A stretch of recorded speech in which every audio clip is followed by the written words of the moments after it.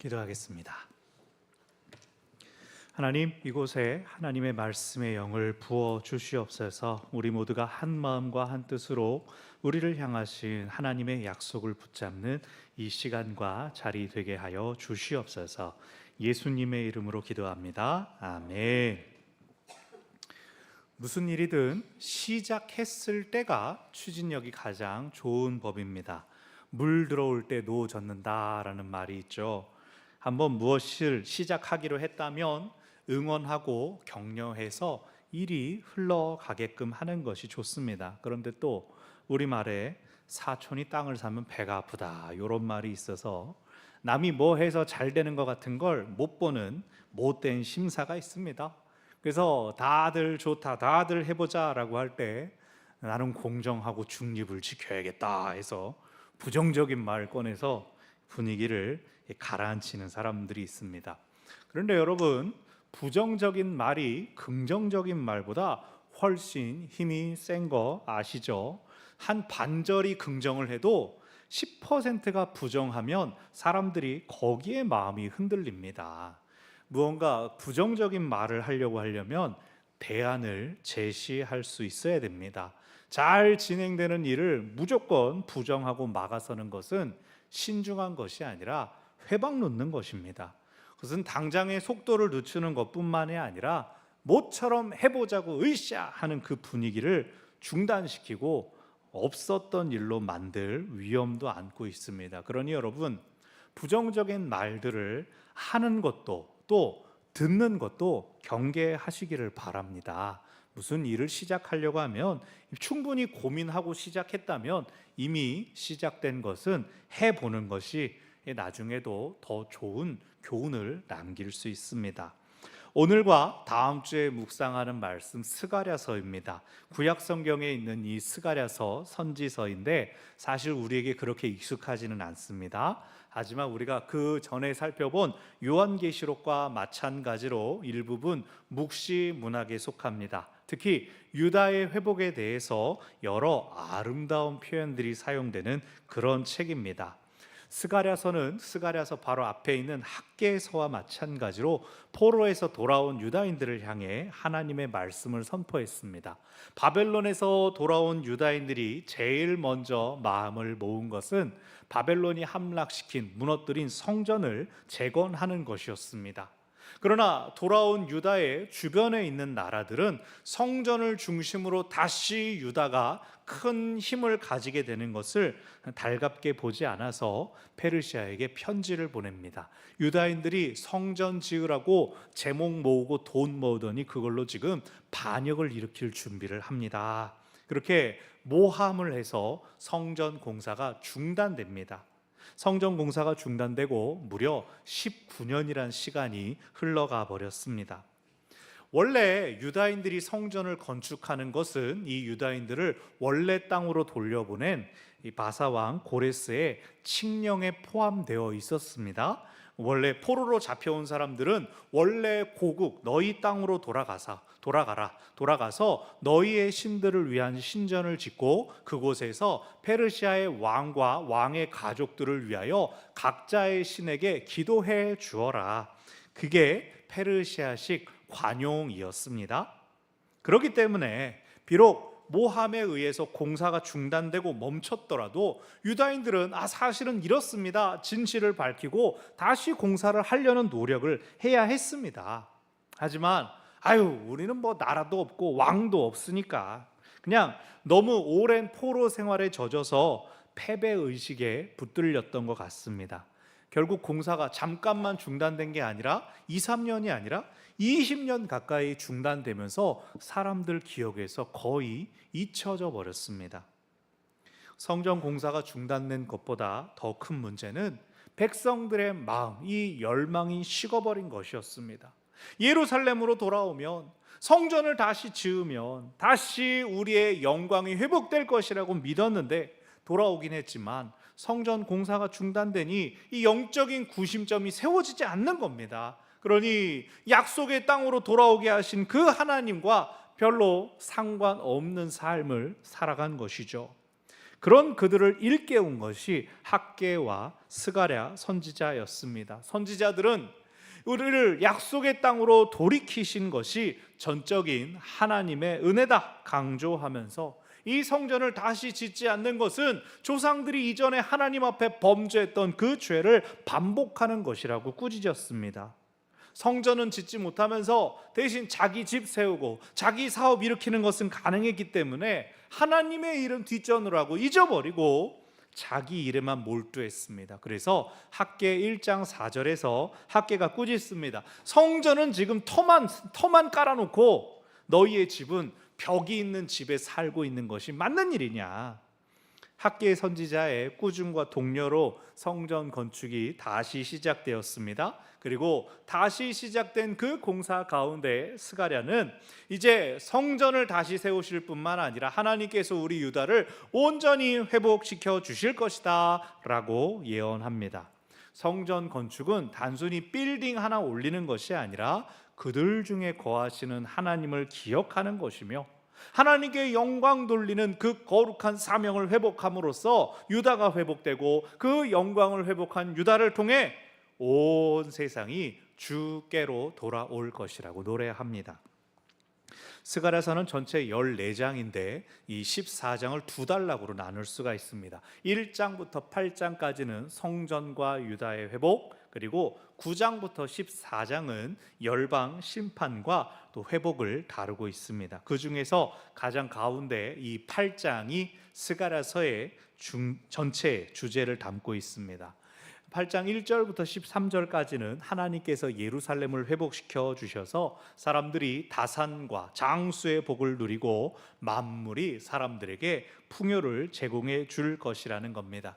그렇게 불순종하여 저주가 되었던 유다와 이스라엘을 하나님께서 복으로 바꿔 주신다는 약속이 담겨 있습니다. 그것에 이어 오늘 본문 14절 15절에서 조상들이 불순종하여 여호와를 경노하게 했을 때는 하나님께서 재앙을 내리셨으나 이제는 하나님께서 예루살렘과 유다에 은혜를 베풀기로 하셨다. 왜요? 그들이 하나님께서 정하셨던 벌을 다 받았기 때문입니다. 우리가 죄를 짓는 것은 쉽습니다. 근데 죄를 용서받는 게 어렵습니다. 왜냐하면 벌을 안 받으려고 하기 때문입니다. 우리가 용서를 구할 때 하나님이 용서해 주시면 죄도 사라지고 벌도 사라질 것으로 기대합니다. 여러분, 이번에 광복절 사면 어떻게 보셨습니까? 유죄 판결이 나서 징역을 살고 있는데 그것을 멈추고 풀어줍시다 라고 한 게 사면 아닙니까?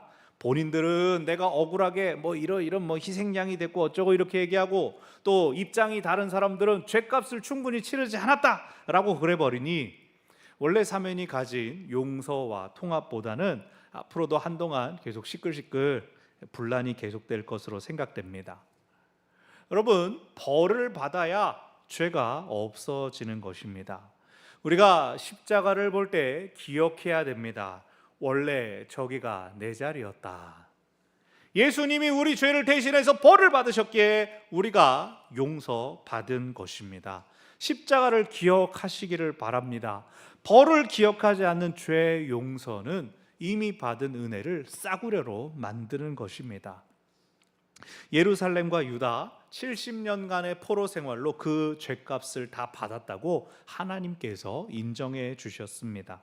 그러니 이제 그들에게 요구되는 것은 이제 그 벌을 다 끝낸 죄 용서를 받은 자들의 거룩한 삶입니다. 구체적으로는 16절과 17절, 이웃과 진리를 말하고 성문에서 공정한 재판을 베풀고 서로 해칠 것을 도모하지 말고 거짓 맹세를 좋아하지 말라는 것입니다. 이것들을 요약하면 17절 끝에 하나님이 미워하시는 것을 하지 않는 것입니다. 즉 거룩한 삶이란 무엇이냐? 하나님께서 기뻐하시는 삶을 사는 것입니다. 그 구체적인 모양은 종교적인 열심을 통해 나타나는 것이 아니라 이웃과 더불어 사는 세상에서 공의와 정의를 따르는 바른 삶으로 나타납니다. 이것이 가장 기본이라는 것입니다. 그리고 또 말씀하시기를 19절 끝에 오직 너희는 진리와 화평을 사랑하라라고 하십니다. 그러면서 19절 앞에 뭡니까? 넷째 달, 다섯째 달, 일곱째 달, 열째 달의 금식이 변하여 희락의 절기가 되리라. 이 금식의 절기들은 예루살렘 함락과 성전 파괴를 슬퍼하면서 사람들이 만들어낸 애도의 시간들입니다. 7장 2절을 보면 베델 사람들이 여호와께서 70년의 벌을 다 끝내시고 성전이 다 지어지면 이제 금식 안 해도 됩니까? 금식하는 절기 안 지켜도 됩니까? 라고 물었습니다. 7장 후반절에서 대답이 한번 나옵니다. 너희가 먹을 때는 니들 위해서 먹고 뭐 굶을 때는 날 위해 굶는다 그러냐? 그건 니들끼리 그냥 정한 거 아니냐? 다소 냉소적인 답이 떨어지지만 그 말씀은 형식적으로 금식하는 것보다도 진정성 있는 회개가 중요하다라는 말씀을 하신 것이고, 오늘 본문 여기에서는 지난 시간의 금식의 절기들을 기쁨과 즐거움의 절기로 바꾸시겠다고 하십니다. 하나님께서 모두 용서해 주셨기 때문에 하나님께서 기뻐하시는 진리와 화평을 추구하고 드러내기에 더 힘쓰라는 것입니다.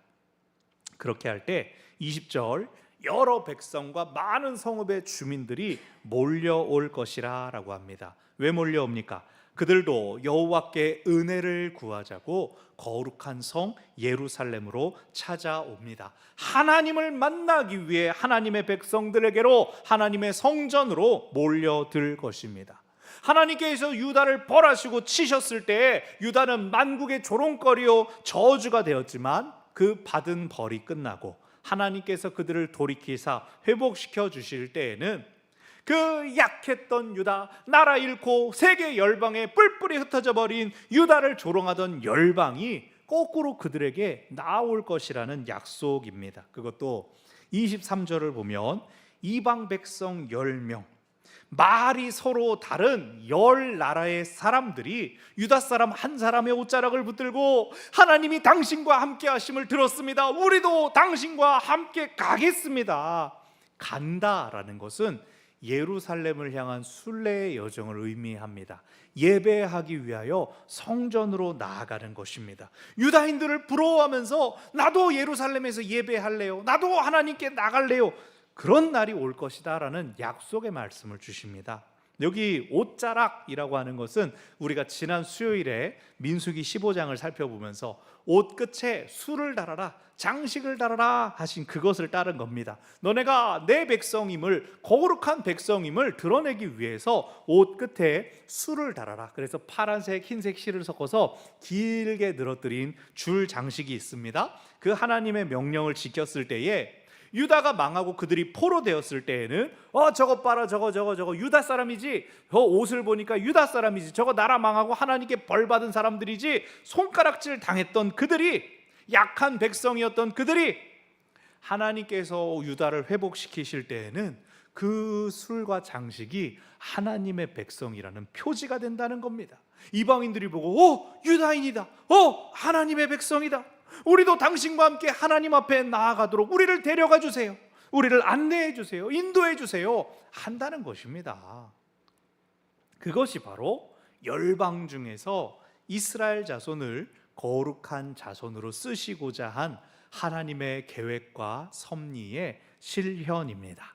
하나님은 일부러 미약하고 보잘것없는 이스라엘 자손을 선택하셔서 그들로 먼저 하나님의 백성답게 사는 것이 무엇인가를 훈련시킨 다음에 열방이 그들을 보고 하나님께로 나아오게 되기를 바라셨습니다.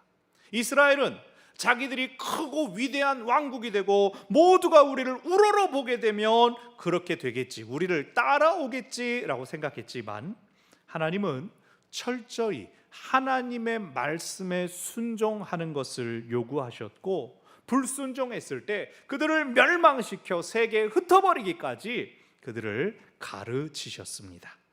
사람의 눈으로 보기에 이스라엘도 망하고 유다도 다 망했지만 하나님께서 마침내 그들을 돌아오게 하시고 성전을 짓게 하사 그들을 회복시키셔서 온 열방이 주께로 돌아오는 통로가 되게 하실 것입니다. 그것을 위한 열심을 내라. 그 시작이 바로 성전 재건이다 라고 스가랴는 선포하는 것입니다.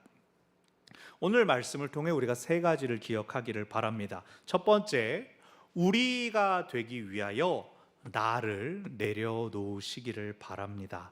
언제나 이스라엘 자손이 문제를 겪을 때에는 하나님께서 요구하시는 거룩한 백성, 거룩한 무리로의 도전이 있었습니다. 하나님은 이스라엘을 통하여 하나님의 영광을 드러내기 원하셨기 때문에 이스라엘이 처한 처지와 상황이 얼마나 준비가 되었는가? 그것은 보지 않으셨습니다. 오히려 약한 중에, 부족한 중에 하나님을 얼마나 신뢰하는지를 보셨습니다. 하지만 우리가 잘 알고 있는 것처럼 이스라엘 자손의 문제는 하나님이 원하시는 우리, 하나님과 연합된 우리가 되기보다는 보다 익숙한 나에게만 집중하고 있었습니다.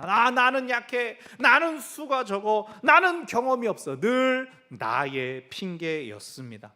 하나님은 그들을 나의 개인에 두지 않으시고 하나님과 연합하는 우리가 되기를 원하셨습니다.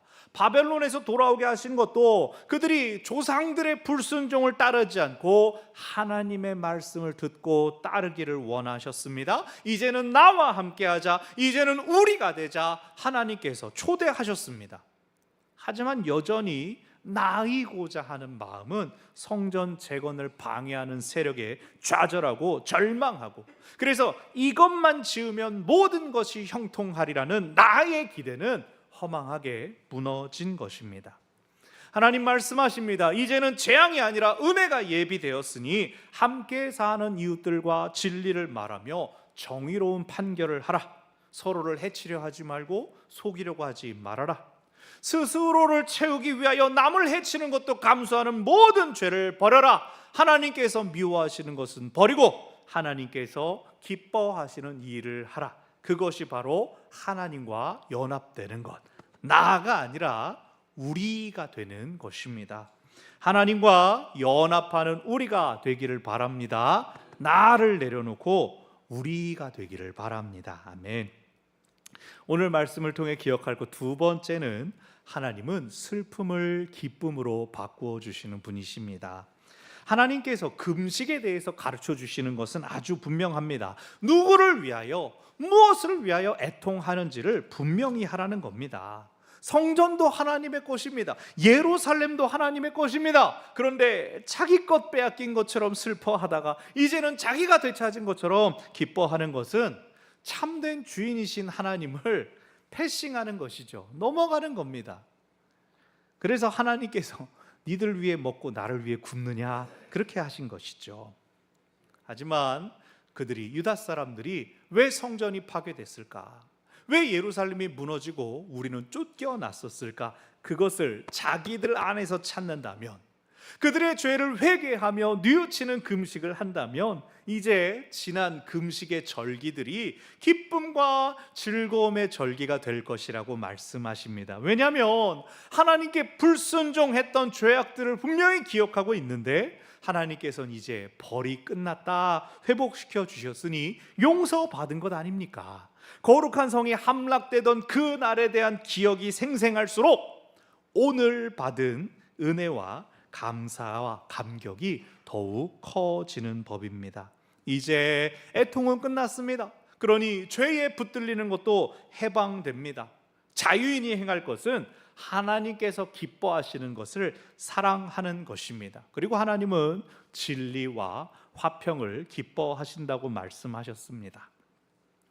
사랑하는 여러분, 누구에게나 잊고 싶은 상처와 아픔이 있기 마련입니다. 그때 이렇더라면 저랬더라면, 혹은 내가 어찌할 수 없었던 괴로움이 우리 안에 있습니다. 조심스럽지만 그것을 들고 하나님 앞에 나아가 보시기를 바랍니다. 왜 내가 이런 일을 겪었는가요? 왜 이런 일을 하나님 허락하셨는가요? 하나님 그때 어디에 계셨는가요? 왜 나는 여전히 그 일에 붙들려 있어서 다시 생각하면 또 손이 벌벌 떨리고 호흡이 가빠지고 가슴이 두근거리는지, 어떻게 내가 이걸 떨쳐낼 수 있을까요? 그것을 들고 하나님과 기도의 씨름을 싸우다 보면 알게 됩니다. 오늘 유다 사람들이 했던 것처럼 그 안에 아직 회개하지 않은 영역들, 하나님의 뜻을 깨닫지 못한 것들이 남아 있었을 수도 있고, 혹은 이미 그 모든 것들이 내게 은혜로 바뀌어 있음을 깨닫지 못했구나라는 것도 알 수도 있습니다. 이것은 경험하신 분들만이 알 수 있는 은혜입니다. 하나님은 슬픔을 기쁨으로 바꾸어 주시는 분이십니다. 야곱이 집에서 도망갔을 때, 요셉이 애굽으로 팔려갔을 때, 성경 속에 있는 수많은 인물들은 자기가 이해할 수 없는 고통과 괴로움 속에서 하나님과 기도의 씨름을 싸웠고, 마침내는 하나님께서 슬픔을 기쁨으로 바꾸어 주신 것을 만났습니다. 우리도 그것을 기억하며 이 은혜를 꼭 맛보시기를 바랍니다. 아멘. 오늘 말씀을 통해 기억할 것 세 번째는 하나님께서 우리를 축복의 통로로 사용하신다는 것입니다.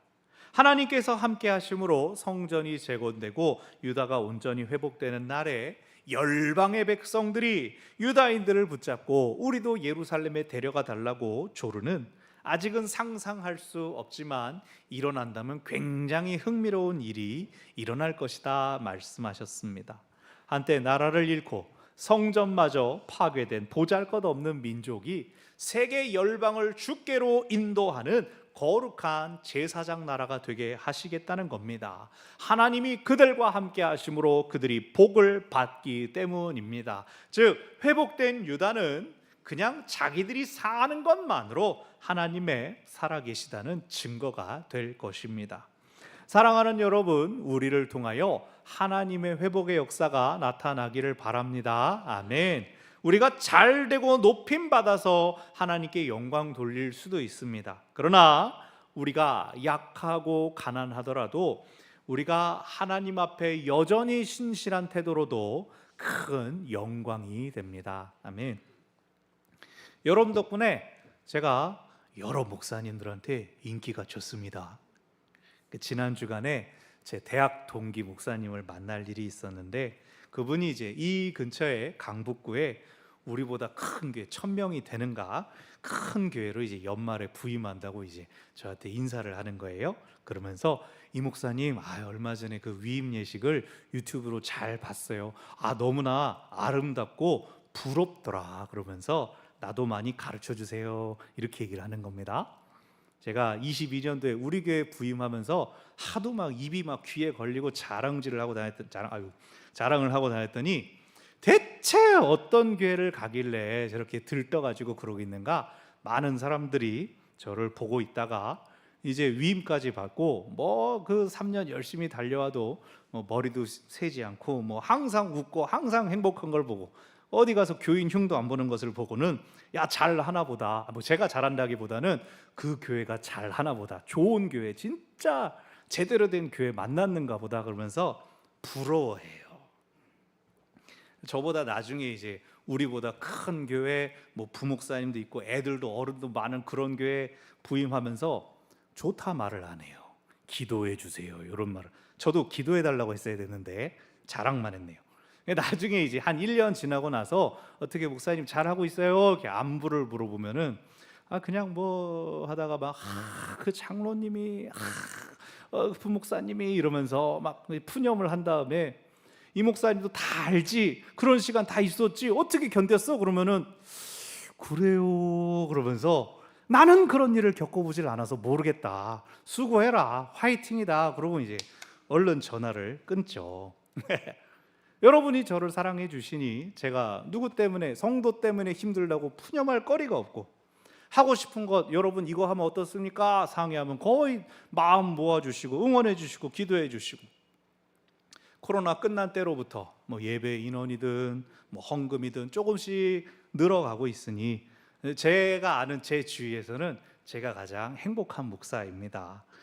빈 말일지 모르겠습니다. 지금 설교를 쓰다 보니까 이거 그냥 나 기분적으로 한 말인가 싶긴 하지만, 그래도 저는 저 부러워하고 우리 교회 부러워하는 이야기 진짜 많이 듣습니다. 야 좋겠다, 되게 많이 듣습니다. 오늘 이스라엘 유다 사람들이 듣는 것처럼 우리 교회도 그러면 좋겠다. 야, 나도 그렇게 행복하게 목회하면 좋겠다. 그 소리를 저는 되게 많이 듣습니다. 남들 볼 때 뭐 좀 작아 보일지 몰라도 우리는 뭐 빚도 없고 우리 어느 부서든 어느 모임이든 커질 일만 남아 있지 않습니까? 우리 커지기만 하면 되는 거예요. 빠질 게 없어요. 수영장에 어떤 어른께서 이렇게 물어봐요. 한 2년 다니면서 한 3번 물어보신 것 같아요. 아, 여기 백운교회는 한 1000명쯤 모여요? 이렇게 물어보는 거예요. 아이고, 아직은 안 그래요. 제가 이렇게 아직은 조금 못 미쳐요. 이렇게 하는데 이게 전에 대답했는데 또 1000명쯤 된다 그랬던가? 자꾸 그렇게 1000명 그러니까 아직 1000명 안 됐냐? 자꾸 이렇게 들리는 겁니다. 그래서 이거 뭐 약속의 말씀인가? 저는 그냥 그렇게 아멘 해버리는데 저만 그래요? 여러분, 나는 작아도 하나님과 함께 있으면 하나님의 크심만 드러날 것입니다. 하나님께서 우리를 이 지역을 위한 축복의 통로로 사용하실 것입니다. 우리를 보고 많은 사람이 주께로 돌아오게 되는, 그래서 우리가 하나님께 꼭 붙어서 하나님께 귀히 쓰임 받는 우리 교회가 되기를 바랍니다. 네, 말씀 정리합니다. 나를 내려놓고 우리가 되기를 바랍니다. 우리 하나님은 슬픔을 기쁨으로 바꾸어 주시는 분이십니다. 우리 하나님은 우리를 축복의 통로로 사용하십니다.